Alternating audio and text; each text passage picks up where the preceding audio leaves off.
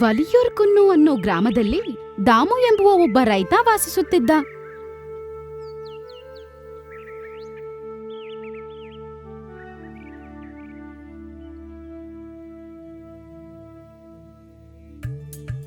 ಊರಿನ ಜನರಿಗೆಲ್ಲರಿಗೂ ದಾಮುನ ಕಂಡ್ರೆ ತುಂಬಾನೇ ಇಷ್ಟ. ಯಾಕಂದ್ರೆ ಅವರು ಕಷ್ಟಪಟ್ಟು ಕೆಲಸ ಮಾಡ್ತಿದ್ರು ಮತ್ತೆ ತುಂಬಾನೇ ಒಳ್ಳೆಯವರು. ದಾಮು ಅವರ ಚಿಕ್ಕ ಮನೆಯಲ್ಲಿ ಹೆಂಡತಿ ಮಕ್ಕಳ ಜೊತೆ ಜೀವನ ಸಂತೋಷವಾಗಿ ಸಾಗಿಸ್ತಿದ್ದ.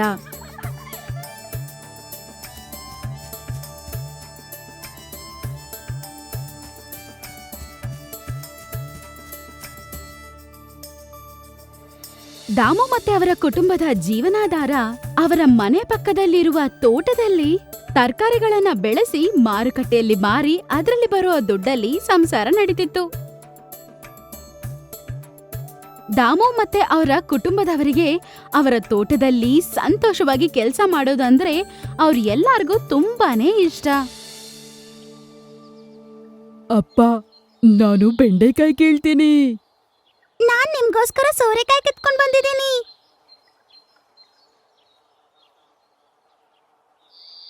ಅರೆ, ಈ ಪಡವಲಕಾಯಿ ಸರಿಯಾಗಿ ಬೆಳ್ದೇ ಇಲ್ಲ.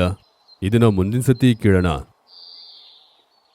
ಮಕ್ಕಳೇ, ಭದ್ರಾ, ಕೆಳಗ್ ಹಾಕ್ದೆ ತಗೊಂಡೋಗ್ಬೇಕು.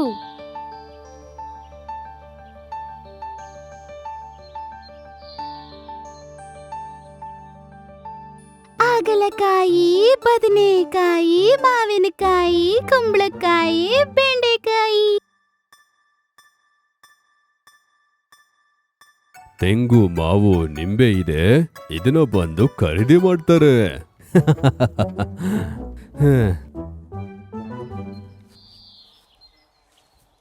ಅಪ್ಪ, ನನ್ಗೋಸ್ಕರ ಬುಕ್ ತಗೊಂಡ್ ಬರೋದನ್ನ ಮರ್ತೋಗ್ಬೇಡಿ. ಅಪ್ಪ, ನನಗೂ ಕೂಡ ಕಲರ್ ಪೆನ್ಸಿಲ್ಲು. ಸರಿ ಸರಿ, ಮಾರಿದೆ. ಎಲ್ಲವನ್ನ ನಾ ತಗೋ ಬರ್ತೀನಿ. ಟಾಟಾ.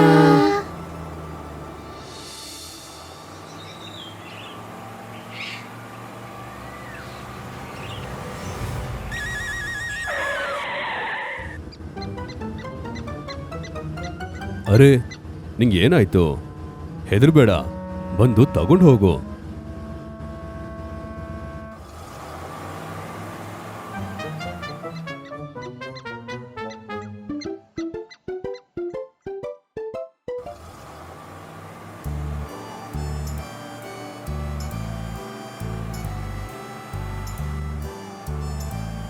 ತಡ ಮಾಡದೆ ದಾಮು ಅವರ ತರಕಾರಿಗಳ ಜೊತೆಗೆ ಮಾರುಕಟ್ಟೆಗೆ ಹೋಗಿ ಸೇರ್ತಾರೆ. ದಾಮು ಅವನ ತರಕಾರಿಗಳನ್ನು ಆ ಊರಲ್ಲಿರುವ ತರಕಾರಿ ಅಂಗಡಿಗೆ ದಿನಾ ಮಾರ್ತಿದ್ದ. ಏನಪ್ಪ ದಾಮು, ಹೇಗಿದ್ಯಪ್ಪ? ನಾನು ಚೆನ್ನಾಗಿದ್ದೀನಿ ಮಾತಾಯಣ್ಣ. ನನ್ನ ಎಲ್ಲ ಗ್ರಾಹಕರು ನನ್ನ ಹತ್ರ ಹೇಳ್ತಾ ಇರ್ತಾರೆ, ದಾಮು ತಗೊಬಂದ ಆ ತರಕಾರಿ ಎಲ್ಲ ತುಂಬ ರುಚಿಕರವಾಗಿರುತ್ತೆ ಅಂತ. ಅಣ್ಣ, ನಾನು ನನ್ನ ತೋಟದಲ್ಲಿ ಯಾವುದೇ ರೀತಿಯ ರಾಸಾಯನಿಕವನ್ನು ಹಾಕೋದೇ ಇಲ್ಲ. ಅದಕ್ಕೆ ಬದಲಾಗಿ ನೈಸರ್ಗಿಕ ಗೊಬ್ಬರವನ್ನು ಹಾಕ್ತೀನಿ. ಏನೇ ಹೇಳು, ನಿನ್ನ ಈ ತರಕಾರಿ ಕಾರಣದಿಂದ ನನ್ನ ವ್ಯಾಪಾರ ಕೂಡ ಜಾಸ್ತಿ ಆಗ್ತಾ ಇದೆ. ನಾವು ಒಳ್ಳೆ ತರಕಾರಿಯನ್ನು ಮಾರಿದ್ರೆ ಖಂಡಿತ ಜನ ನಮ್ಮ ಹತ್ರ ತಗೋತಾರೆ. ಅರ ಹೌದು ಹೌದು.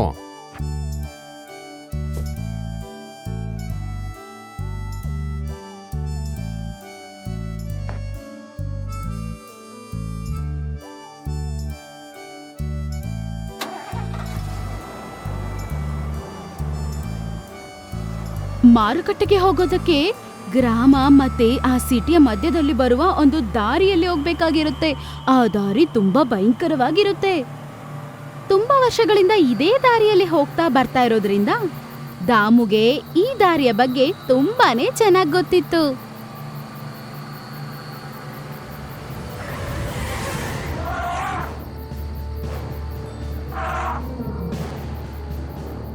ಅರೆ, ನಂಗೆ ಅರ್ಥನೇ ಆಗ್ತಾ ಇಲ್ಲ. ಈ ಆನೆ ಮಧ್ಯದಲ್ಲಿ ಏನ್ ಮಾಡ್ತಾ ಇದೆ? ಅರೆ, ಆನೆ ನನ್ನ ಗಾಡಿ ಹತ್ರನೇ ಬರ್ತಾ ಇದೆ. ಅಯ್ಯೋ,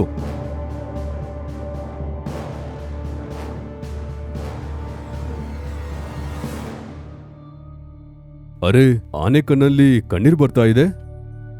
ಸರಿ, ಏನೇ ಆಗ್ಲಿ, ನಾನು ಹೋಗಿ ಆನೆಗೆ ಏನಾಯ್ತು ಅಂತ ನೋಡ್ತೀನಿ.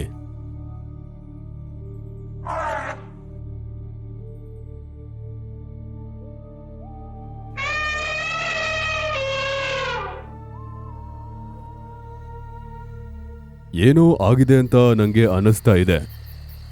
ಅದು ನನ್ನ ಹತ್ರ ಸಹಾಯಕ್ಕೋಸ್ಕರ ಕರೀತಾ ಇದೆ ಅಂತ ಅನ್ಸುತ್ತೆ. ಹಾ ಸರಿ, ಎಂತಾಯ್ತಂತ ಹೋಗಿ ನೋಡ್ತೀನಿ.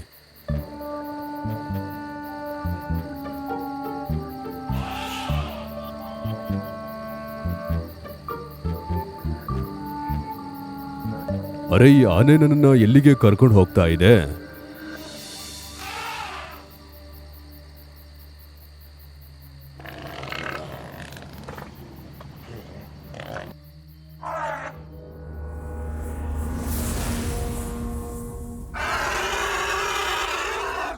ಅರೆ, ಈ ಗುಂಡಿಯಲ್ಲಿ ಸಣ್ಣ ಆನೆ ಹೇಗ್ ಬಿತ್ತು? ಇದನ್ನ ಯಾರು ಮಾಡಿರ್ಬೋದು? ಹಾ, ಈಗ ಗೊತ್ತಾಯ್ತು ನೀನು ಏನಕ್ಕೆ ಇಲ್ಲಿಗೆ ನನ್ನ ಕರೆಸ್ದೆ ಅಂತ. ನಾನು ನಿಂಗೆ ಖಂಡಿತವಾಗಿ ಸಹಾಯ ಮಾಡ್ತೀನಿ. ನೀನು ಎಲ್ಲಿಗೂ ಹೋಗ್ಬೇಡ, ಇಲ್ಲೇ ಇರು. ನಾನು ಆದಷ್ಟು ಬೇಗ ಬಂದ್ಬಿಡ್ತೀನಿ.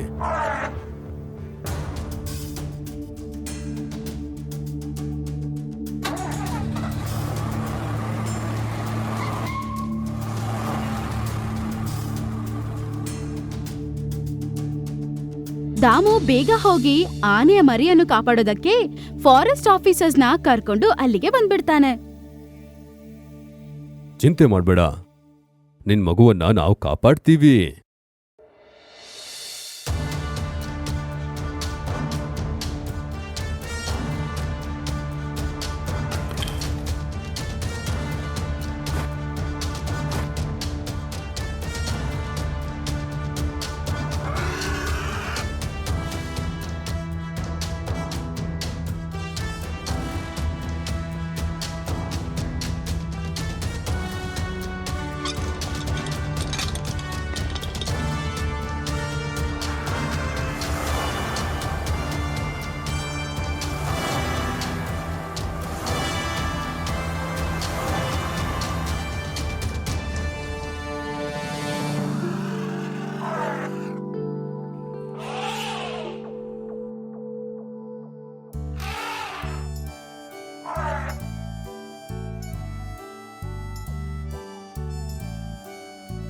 ದಾಮ, ಈ ಲೋಕಕ್ಕೆ ಯಾವುದೇ ರೀತಿ ಅಪೇಕ್ಷೆ ಇಲ್ಲದೆ ಒಳ್ಳೆ ಕೆಲಸ ಮಾಡೋ ನಿನ್ ರೀತಿ ಜನ ಬೇಕಪ್ಪ.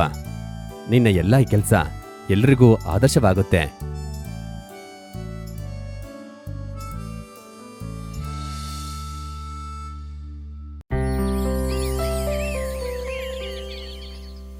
ಒಂದು ಕಾಡಲ್ಲಿ ಒಂದು ಆನೆಯ ಕುಟುಂಬ ವಾಸವಾಗಿತ್ತು. ಒಂದು ಗಂಡ ಆನೆ, ಒಂದು ಹೆಣ್ಣಾನೆ, ಅವರ 2 ಆನೆ ಮರಿಗಳು ಸೇರಿಕೊಂಡು ಆ ಕುಟುಂಬ ಆಗಿತ್ತು. ಆ ಮರಿಗಳಲ್ಲಿ ಚಿಕ್ಕವನು ತುಂಬಾ ತುಂಟ ಆನೆ ಮರಿಯಾಗಿದ್ದ.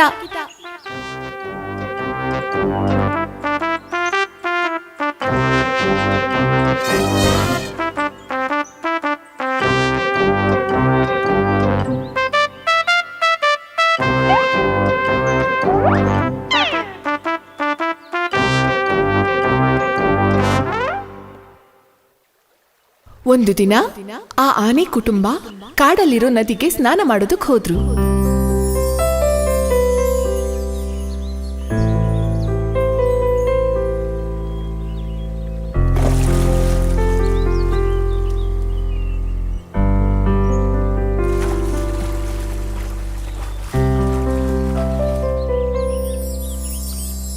ಸ್ನಾನ ಮಾಡ್ತಾ ನಡುವೆ ಆ ತುಂಟ ಆನೆ ತುಂಬಾ ತುಂಟ ಕೆಲ್ಸಗಳನ್ನ ಮಾಡ್ತಿತ್ತು.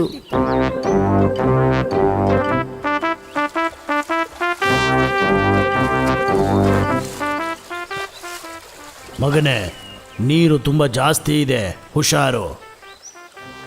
ಹೌದು ಹೌದು, ಇತ್ತೀಚೆಗೆ ನಮ್ಮ ಪುಟಾಣಿ ತುಂಡಾಟ ಜಾಸ್ತಿ ಆಗಿದೆ. ಓ ತಮ್ಮ, ಸರಿಯಾಗಿ ಒಂದ್ ಜಾಗದಲ್ಲಿ ನಿಂತ್ಕೊಂಡು ಸ್ನಾನ ಮಾಡು. ಆ ಸಮಯದಲ್ಲಿ ನದಿ ಪಕ್ಕ ಇದ್ದಂಥ ಮರದಲ್ಲಿ ಒಂದು ಸಣ್ಣ ಪಕ್ಷಿ ಕೂತ್ಕೊಂಡಿತ್ತು. ಆ ಆನೆ ಮರಿಯ ತುಂಟು ಕೆಲಸಗಳೆಲ್ಲವನ್ನ ಆ ಹಕ್ಕಿ ನೋಡ್ತಾನೆ ಇತ್ತು. ಅವಳಿಗೆ ಅದನ್ನ ನೋಡ್ತಾ ತುಂಬಾ ಆಶ್ಚರ್ಯ ಅನಿಸ್ತಿತ್ತು. ಅಯ್ಯೋ, ಆ ಆನೆ ಮರಿ ನೋಡೋದಕ್ಕೆ ಎಷ್ಟು ಮುದ್ದಾಗಿದೆ. ಆನೆ ಮರಿಯ ಗೆಳೆತನ ಇಟ್ಕೋಬೇಕು ಅಂತ ಆ ಹಕ್ಕಿ ಮರಿ ಆಸೆ ಪಟ್ಟು.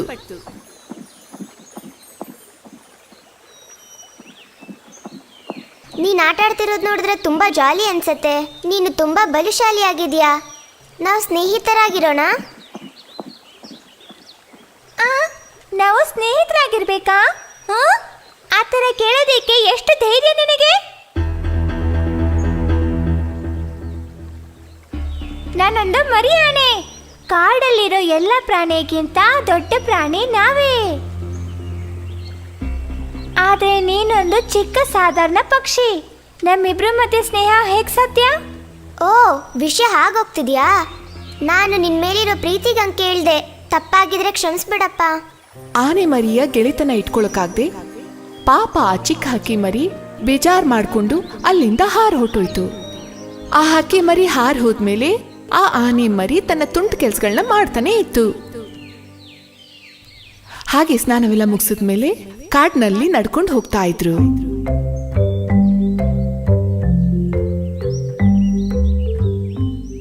ಹೋಗೋ ದಾರಿಲಿ ಒಂದು ಕಬ್ಬಿನ ತೋಟನ ಆ ಆನೆ ಮರಿ ನೋಡ್ಬಿಡ್ತು. ಅಪ್ಪ ಅಮ್ಮಂಗ್ ಗೊತ್ತಿಲ್ದೆ ಕದ್ದು ಮುಚ್ಚಿ ಹೋಗಿ ಅವನು ಆ ಕಬ್ಬು ತೋಟದಲ್ಲಿ ಬಚ್ಚಿಟ್ಕೊಂಡ. ಇದ್ಯಾವುದೋ ಗೊತ್ತಾಗ್ದೆ ಉಳಿದ 3 ಜನ ಮನೆಗೆ ತಮ್ಮ ಪಾಡಿಗೆ ಹೋದ್ರು.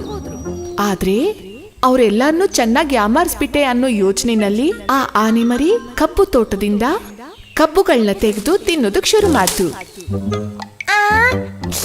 ಇದು ಎಷ್ಟು ರುಚಿಯಾಗಿದೆ. ಒಳ್ಳೆ ರುಚಿಯಾಗಿದೆ. ನಾನು ಇಲ್ಲಿ ಬಂದಿದ್ದು ನನ್ನ ಅದೃಷ್ಟನೇ. ಅಲ್ಲಿದ್ದಂಥ ಕಬ್ಬಿನ ಗಿಡಗಳಲ್ಲಿ ಅವನು ಒಂದೊಂದಾಗೆ ಒಡೆದು ಹಾಕ್ತಾ ಚೆನ್ನಾಗಿರೋದನ್ನ ತಿನ್ನೋದಕ್ ಶುರು ಮಾಡ್ದ.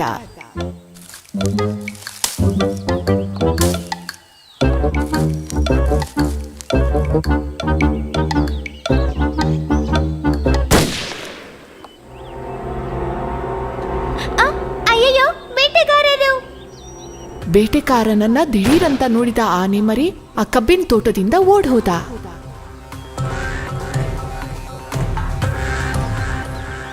ಅಯ್ಯಯ್ಯೋ, ನನ್ನನ್ನ ಕಾಪಾಡಿ! ಯಾರಾದ್ರೂ ಕಾಪಾಡಿ! ಕಾಪಾಡಿ! ಅವನು ಭಯದಲ್ಲಿ ಹೆದರ್ಕೊಂಡು ಅಳೋದಕ್ ಶುರು ಮಾಡ್ದ. ದಾರಿನೂ ಗೊತ್ತಾಗ್ದೆ ಎಲ್ಲೆಲ್ಲ ಹೋದಂಥ ಆನೆ ಮರಿ ಭಯದಲ್ಲಿ ತಬ್ಬಿಬ್ಬಾಗೋದ.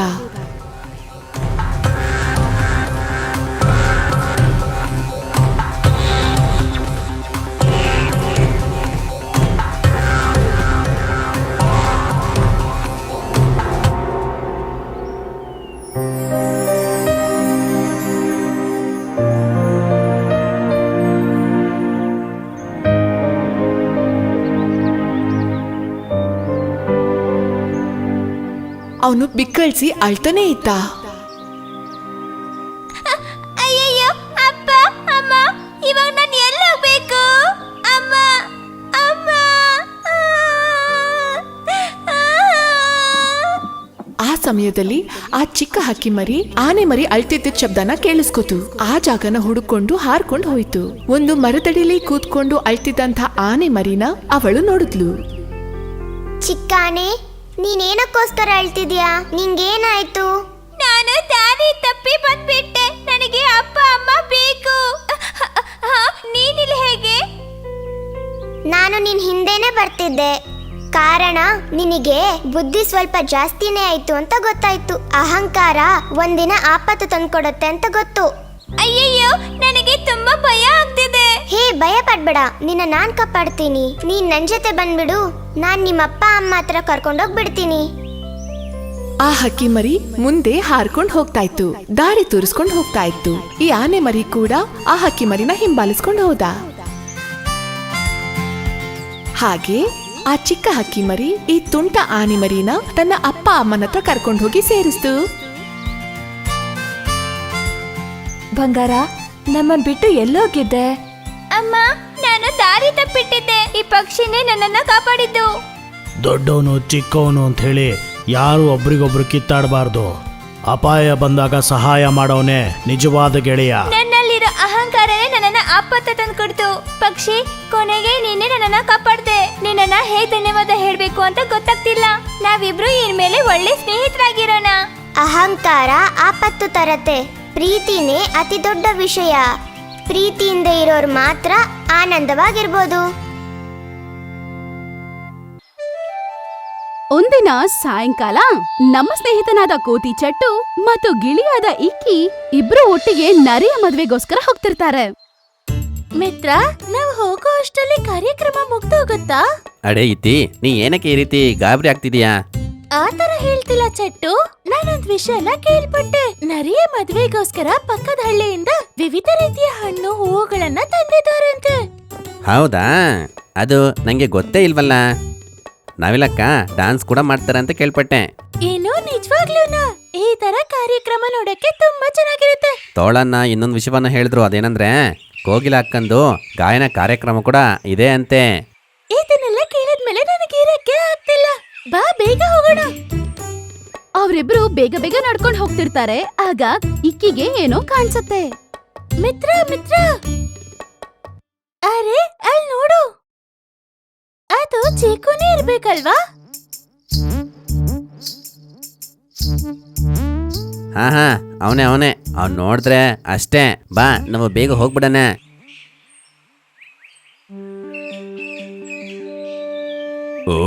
ಅದು ಎಲ್ಲಿ ಹೋಗಿರುತ್ತೆ? ಒಂದ್ಸತಿ ನಮ್ ಕೈಗೆ ಸಿಗ್ಲಿ, ಆಮೇಲೆ ಎಂತ ಮಾಡ್ತೀನಿ ನೋಡು. ಅರೆ ಮಂಗಣ್ಣ, ಸ್ವಲ್ಪ ಈ ಕಡೆ ಬನ್ನಿ. ಇಲ್ಲಿ ಸ್ವಲ್ಪ ಬರ್ತೀರಾ? ನಾನು ನಿಮ್ಮ ಹತ್ರ ಕೇಳ್ಬೇಕು. ನಾ ಚಿಂಕು ನಿಮ್ಮನ್ನ ಕರಿತಾ ಇದ್ದೀನಿ, ಬನ್ನಿ ಇಲ್ಲಿಗೆ. ಅಯ್ಯೋ, ಚಿಕ್ಕು ನಮ್ಮನ್ನ ನೋಡ್ಬಿಟ್ಟ. ಈಗ ನಾವೇನ್ ಮಾಡೋದು ಚಟ್ಟು? ಗೊತ್ತಿಲ್ಲ, ಬಾ ಹೋಗಿ ನೋಡೋಣ. ಹೋಗಿಲ್ಲ ಅಂದ್ರೆ ಇಲ್ಲಿಂದ ಹೋಗೋದಕ್ಕೆ ಅವ್ನ್ ಬಿಡೋದೇ ಇಲ್ಲ. ಓ, ಅವರು ಬರ್ತಾ ಇದಾರೆ. ಬರ್ತಾ ಇದಾರೆ. ಓ, ಆ ಇರುವ ಎಲ್ಲಿಗೋಯ್ತು?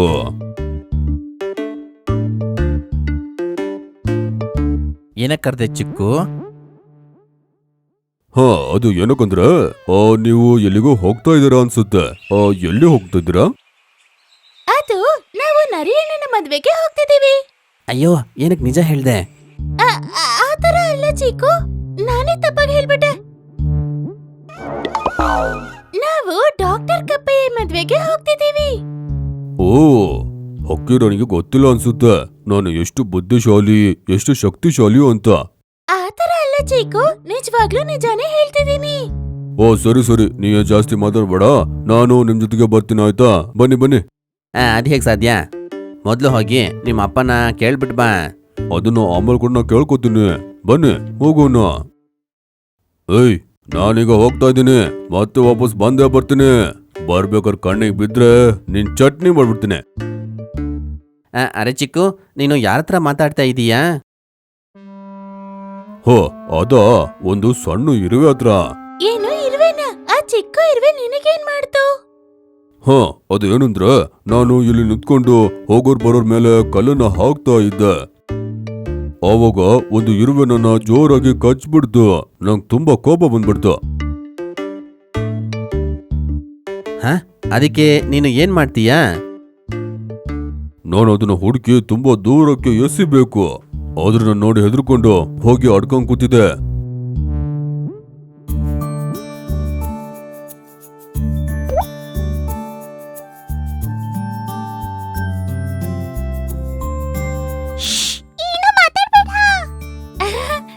ಸರಿ ಆಯ್ತು. ಸರಿ ಬನ್ನಿ ಹೋಗೋಣ.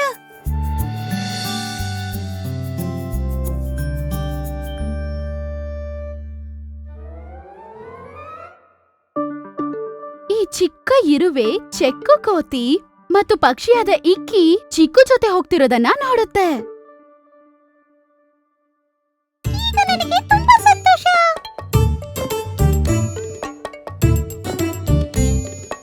ನಿಂಗ್ ಗೊತ್ತೋ, ನಾನು ತುಂಬಾ ಶಕ್ತಿಶಾಲಿ. ಅದ್ ನಮಗ್ ಗೊತ್ತು. ನಿಂಗೆ ಗೊತ್ತಾಯ್ತು? ನಿಂಗೆ ಯಾರು ಹೇಳಿದ್ರು? ಅರೆ ಚೀಕು, ಈಗ ತಾನೇ ನಿನ್ನ ಮಗದನ್ನ ಹೇಳ್ದೆ. ನಂಗೇನ್ ಅನಿಸ್ತಾ ಇದೆ ಅಂದ್ರೆ ನೀವ್ ನನ್ನ ನಂಬೋದೇ ಇಲ್ಲ ಅಂತ. ಸರಿ, ಸಾಬೀತ್ ಮಾಡ್ತೀನಿ. ಪರವಾಗಿಲ್ಲ. ನೀವ್ ಹಾಗೆ ಹೇಗೆ ಹೇಳಕ್ಕಾಗುತ್ತೆ? ನಾನು ಏನಾದ್ರೂ ಹೇಳಿದ್ರೆ ಅದನ್ನ ನೀವು ನಂಬೇಕು ತಾನೆ? ಇಲ್ಲಾಂದ್ರೆ ನಂಗೆ ತುಂಬಾ ಕೋಪ ಬರುತ್ತೆ.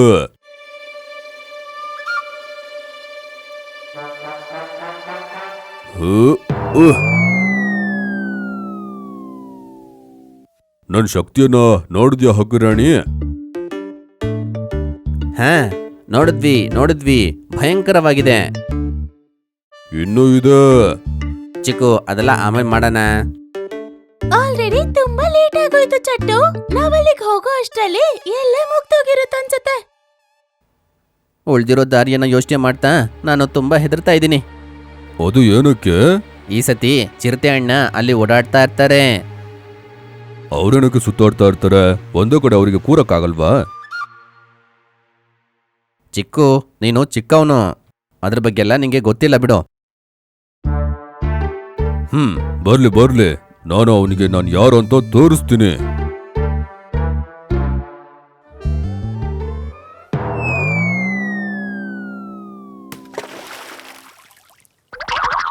ಹೇ, ನಾನೇನು ಫುಟ್ಬಾಲ? ಯಾರು ಬಂದು ನನ್ನ ಒದ್ದು ಬಿಸಾಕ್ತಾ ಇರ್ತಾರೆ. ಒಳ್ಳೇದಾಯ್ತು, ನಾನು ಕೊಳದಲ್ಲಿ ಬಿದ್ಬಿಟ್ಟೆ. ಸರಿ, ಒಂದು ಸ್ನಾನ ಮಾಡೋಣ.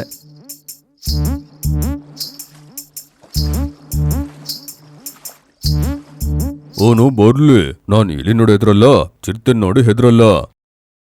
ಆಗ ಮರದ ಹಿಂದ್ಗಡೆಯಿಂದ ಒಂದು ಚೀತಾ ಇವರ ಮೂವರನ್ನು ಗುರಾಯಿಸಿ ನೋಡ್ತಾ ಇರುತ್ತೆ. ಇವತ್ತು ಒಳ್ಳೆ ಬೇಟೆ, ಆನೆ ಮಾರಿ, ಇದೇ ಇವತ್ತಿನ ನನ್ನ ಶಿಕಾರಿ.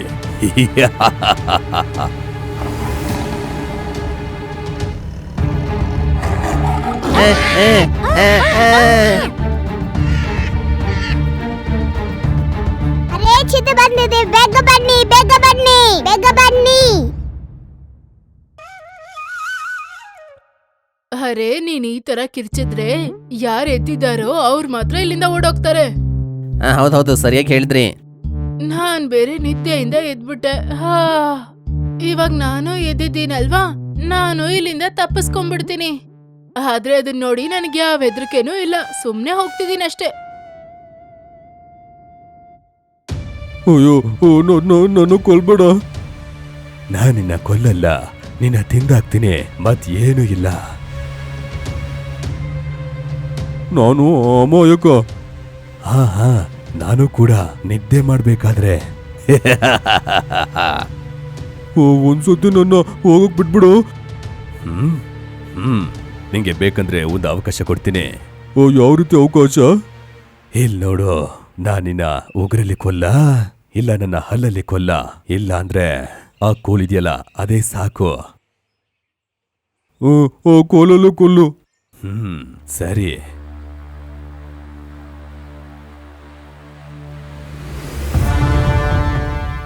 ಏಯ್ ನೀನಾ? ನಿಂಗೆ ನಿನ್ನ ಹಸುವನ್ನ ನೀಗಿಸ್ಕೋದಕ್ಕೆ ನನ್ನ ಮಗುನೇ ಬೇಕಿತ್ತಾ? ನಂಗೆ ಅದು ಗೊತ್ತಾಗಿಲ್ಲ, ಈಗ ಗೊತ್ತಾಯ್ತು ತಾನೆ.